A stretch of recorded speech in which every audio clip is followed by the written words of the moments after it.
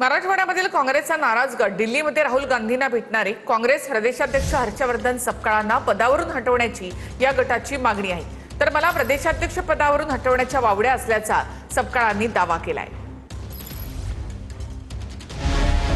राज्यातल्या विधान परिषद निवडणुकीत काँग्रेसची झालेली पिछेहाट पाहता महाराष्ट्र काँग्रेसमधली अंतर्गत नाराजी पुन्हा एकदा उघडपणे समोर आली आहे। प्रदेशाध्यक्ष हर्षवर्धन सपकाळांच्या कार्यपद्धतीवर प्रश्नचिन्ह उपस्थित करत काही नाराज नेत्यांनी पक्षाच्या केंद्रीय नेतृत्वाकडे दाद मागितली।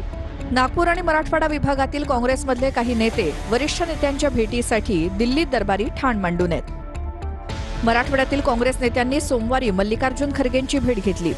या भेटीत त्यांनी प्रदेशाध्यक्ष हर्षवर्धन सपकाळांच्या नेतृत्वाबाबत नाराजी व्यक्त केल्याचं समजतंय। काँग्रेसचे प्रदेशाध्यक्ष हर्षवर्धन सपकाळ हटाव मोहिमेसाठी नाराज गटानं राहुल गांधींची वेळ मागितली आहे। नाराज गटात माजी मंत्री अनिल पटेल, माजी आमदार नामदेव पवार, नेते संजय राठोड, माजी खासदार तुकाराम रेंगे यांच्यासह अनेक जिल्हास्तरीय नेत्यांचा समावेश असल्याचं सांगितलं जातंय।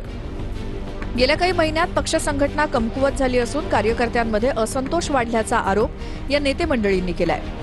विधानसभा निवडणुकीनंतर पक्षाला अपेक्षित यश मिळालं नाही आणि संघटनात्मक पातळीवर पक्षाची एकजूट ढासळल्याचंही त्यांचं म्हणणं आहे। त्यामुळे राज्यात काँग्रेसला नव्या नेतृत्वाची गरज असल्याचा दावा या गटाकडनं करण्यात येतोय।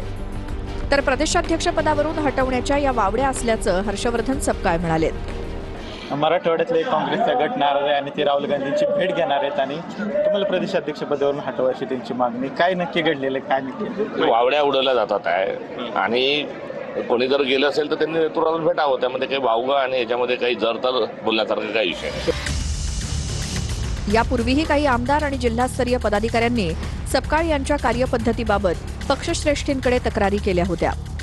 राहुल गांधी यांच्यासोबत होणाऱ्या संभाव्य बैठकीत काय चर्चा होते आणि पक्षश्रेष्ठी यावर कोणती भूमिका घेतात याकडे राज्यातील काँग्रेस कार्यकर्ते आणि राजकीय वर्तुळाचं लक्ष लागलंय।